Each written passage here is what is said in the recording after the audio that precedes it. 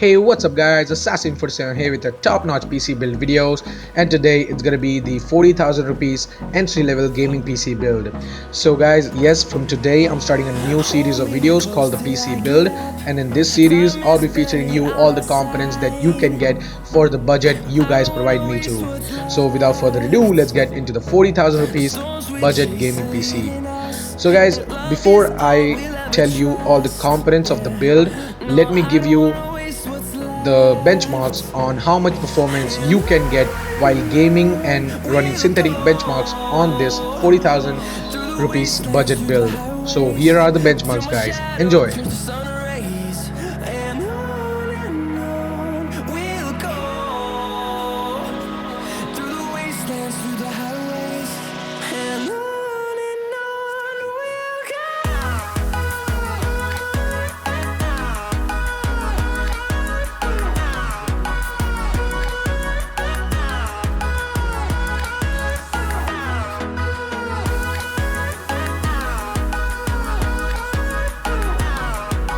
Hey, welcome back guys.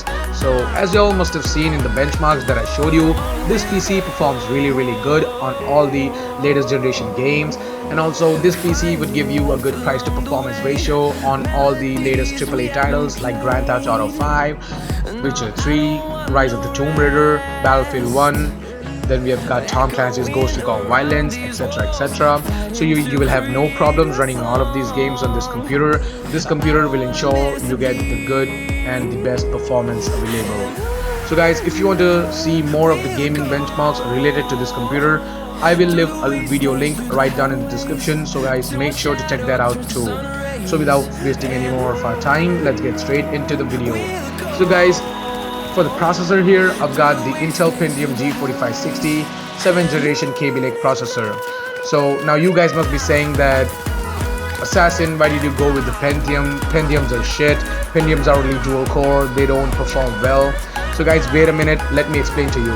The Pentium G4560 is different from the other Pentiums because Pentium G4560 has got 2 cores and 4 threads with a full hyper-threading technology. That means the Pentium G4560 will act as a full 4-core processor, and also with the support for the latest DDR4 memory and Intel HD graphics 610 and also the virtualization technology, the Pentium G4560 stands out from the crowd. And also the Pentium G4560 is more faster than the Intel Core i3 6100, and it's a little bit slower than the Core i3 7100.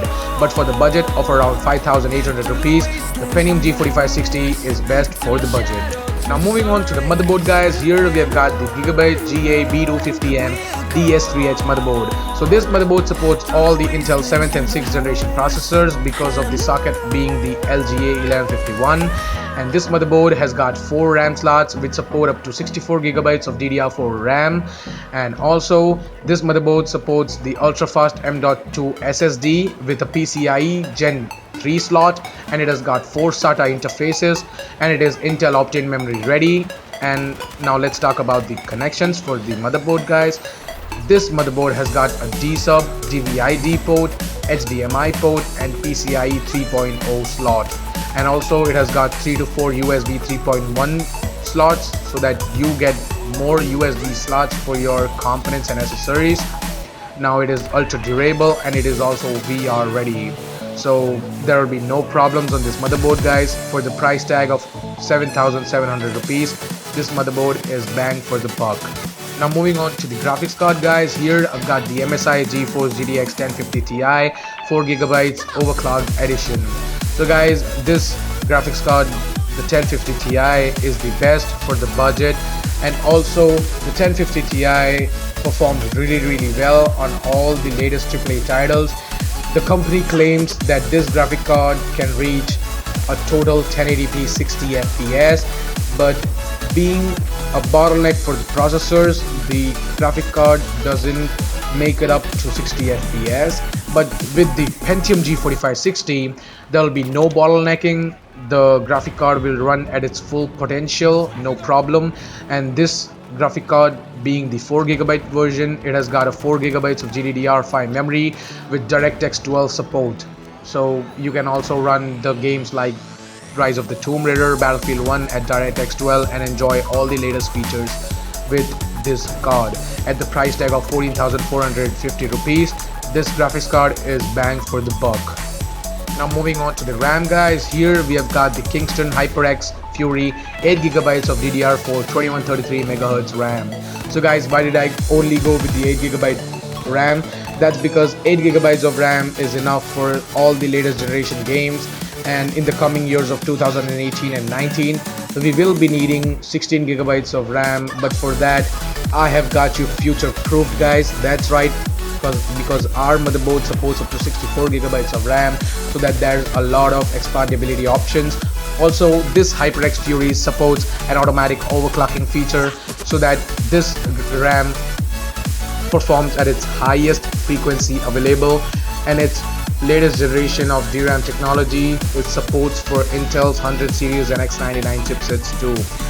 So basically, why did I choose the HyperX Fury? Because its design and style.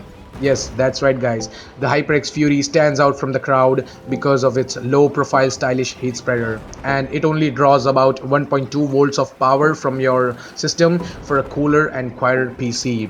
So with the price tag of around 4,900 rupees, this RAM is worth the money.